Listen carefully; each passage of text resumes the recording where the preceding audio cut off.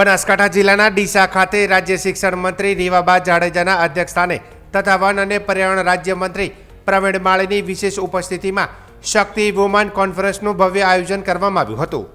Rotary ઇન્ટરનેશનલના district દ્વારા આયોજિત આ કાર્યક્રમમાં વિવિધ ક્ષેત્રોની મહિલાઓ, સમાજસેવકો, ઉદ્યોગ સાહસિકો અને યુવા બહેનો મોટી સંખ્યામાં જોડાયા હતા। કાર્યક્રમનો મુખ્ય હેતુ મહિલાઓમાં આત્મવિશ્વાસ વધારવો, આરોગ્ય અંગે જાગૃતિ ફેલાવી, સામાજિક ભાગીદારી મજબૂત બનાવી અને સ્ત્રી સશક્તિકરણને વધુ ગતિ આપવાનો રહ્યો હતો। આ પ્રસંગે મંત્રી રીવાબા જાડેજાએ જણાવ્યું કે માતૃશક્તિ સમાજની મૂળ શક્તિ, એક સ્ત્રીનું માત્ર પરિવાર જ નહીં પરંતુ સમગ્ર રાષ્ટ્રનું ભવિષ્ય ઘડે છે। તેમણે ટેકનોલોજીના યુગમાં મહિલાઓને તેના સદુપયોગથી આગળ વધવાની જરૂરિયાત પર ભાર મૂક્યો હતો।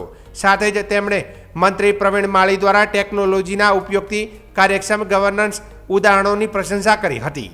મંત્રીએ માતૃશક્તિના મહિમાને ઉજાગર કરતા જણાવ્યું કે ભારતીય સંસ્કૃતિમાં સ્ત્રીનું સ્થાન હંમેશા પૂજનીય રહ્યું છે। સ્ત્રીઓએ ઘરગથ્થુ જીવનથી લઈને યુદ્ધના મેદાન અને અંતરિક્ષ સુધી પોતાની ક્ષમતાનો પરિચય આપ્યો છે। તેમણે ઉમેર્યું કે સ્ત્રીમાં નવજીવન સર્જવાની સાથે સંસ્કારોનું સિંચન કરવાની અનોખી શક્તિ રહેલી છે।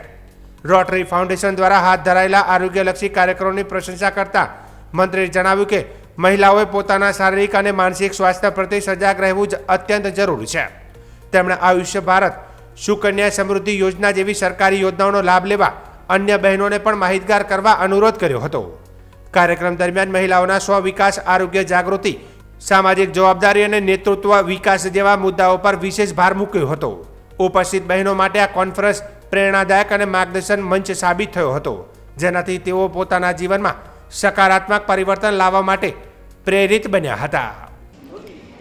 આજરોજ બનાસકાંઠાના ડીસા ખાતે રોટરી 3055 જે ઇતિહાસમાં હિસ્ટ્રીમાં very first time ever women's કોન્ફરન્સનું આયોજન કરવામાં આવેલું, જે 2 દિવસની કોન્ફરન્સ છે। એમાં વિવિધ બહેનોને લગતા વિષયો, આત્મનિર્ભરતાની વાત હોય, શારીરિક સ્વાસ્થ્યની વાત હોય, ઓપોર્ચ્યુનિટીની વાત હોય, ફાઇનાન્શિયલ ઇન્ડિપેન્ડન્સીની વાત હોય, વ્યક્તિત્વ ઘડતરની વાત હોય અને સેવાકીય માધ્યમથી રોટરી હંમેશા અગ્રેસર રહી હેલ્થકેર સેક્ટરમાં અને ખાસ કરીને સર્વાઇકલ વેક્સિનેશન, થેલેસેમિયાના જાગૃતિ કાર્યક્રમ, પોલિયો નાબૂદીના કાર્યક્રમ હોય, એ કટોકટીની સિચ્યુએશનથી લઈ અને ખાસ બહેનોમાં આ પ્રકારની જાગૃતિ કેળવાય માટે સતત પ્રયત્નશીલ રહી અને કાર્ય કરતું આવ્યું છે।